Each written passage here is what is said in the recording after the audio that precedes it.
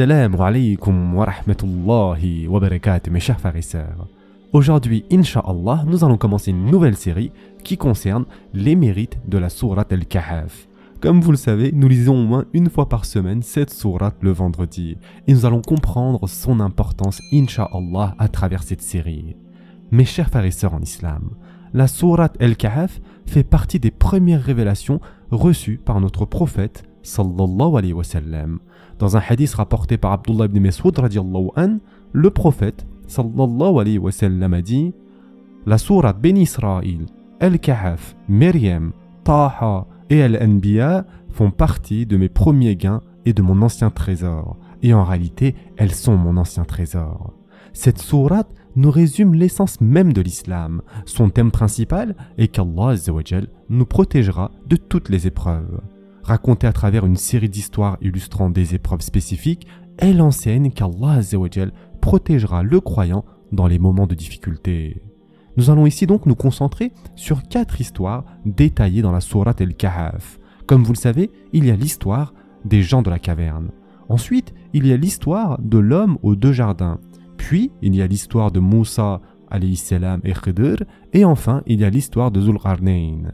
Mes chers frères et sœurs en islam, concernant les gens de la caverne, c'est la première histoire et c'est celle donc des jeunes hommes qui cherchaient refuge dans la caverne.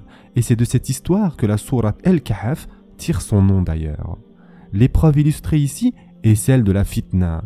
D'accord? C'est une épreuve ou test lié à la religion, lorsque des personnes persécutent d'autres en raison de leur croyance en Allah Azza wa Jal.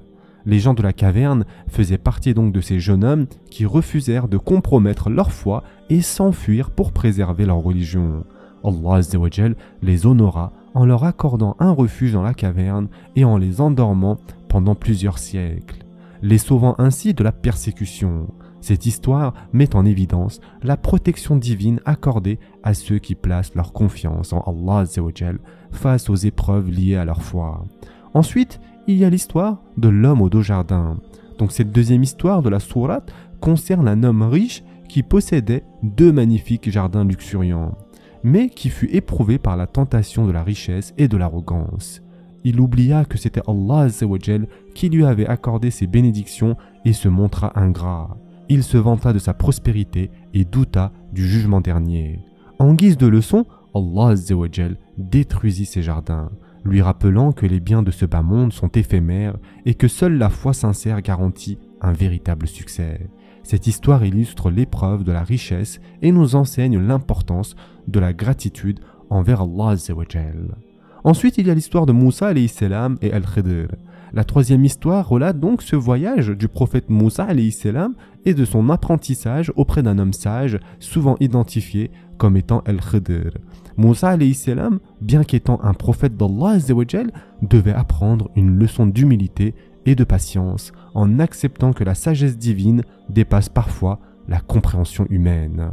Cette histoire met en évidence l'épreuve du savoir et la nécessité d'accepter la volonté d'Allah subhanahu wa ta'ala, même lorsque nous ne comprenons pas ses décrets. Et enfin, il y a l'histoire de Zulqarnayn, qui est la 4e histoire, qui concerne donc un roi pieux et juste, à qui Allah Azza wa Jal accorda pouvoir et autorité sur une grande partie du monde. Il utilisa sa force et son influence pour faire le bien et protéger les faibles, notamment en construisant une barrière pour empêcher les tribus de Ya'juj et Ma'juj de semer la corruption sur terre. Cette histoire illustre l'épreuve du pouvoir et démontre que le véritable succès réside dans l'utilisation de l'autorité pour servir la justice et le bien. Mes chers frères et sœurs en islam, quelles sont les leçons tirées de la sourate Al-Kahf? Ces 4 histoires nous enseignent les épreuves majeures auxquelles nous pouvons être confrontés dans ce bas monde. Il y a tout d'abord l'épreuve de la foi, c'est-à-dire fitna ad-din, d'accord, avec les gens de la caverne. Ensuite, il y a l'épreuve de la richesse, c'est-à-dire fitna al-mal, avec l'homme aux 2 jardins. Ensuite, il y a l'épreuve du savoir, fitnat al-ilm, avec Moussa alayhi salam et Al-Khidr. Et enfin, il y a l'épreuve du pouvoir, fitnat al-sultah, avec Zulqarnayn. Chacune de ces histoires nous enseigne que la clé pour surmonter ces épreuves est de se tourner à chaque fois vers Allah Azza wa Jal, de se montrer reconnaissant, d'être humble et patient et de faire confiance à sa sagesse. De plus, la sourate Al-Kahf est doté de vertus immenses. Il est rapporté dans plusieurs hadiths authentiques que la récitation des 10 premiers et des 10 derniers versets de cette sourate protège contre Al-Masih ad-Dajjal. Le prophète sallallahu alayhi wa sallam a également encouragé la récitation de cette sourate le vendredi, comme nous l'avons déjà dit, car elle éclaire la personne d'une lumière jusqu'au vendredi suivant. En conclusion, la sourate Al-Kahf est un trésor spirituel qui nous rappelle les défis de la vie et la manière de les affronter à travers la foi, la gratitude, la connaissance et la justice. Elle nous exhorte à rechercher la protection et la guidance d'Allah Azza wa Jal afin de traverser les épreuves de ce monde avec succès.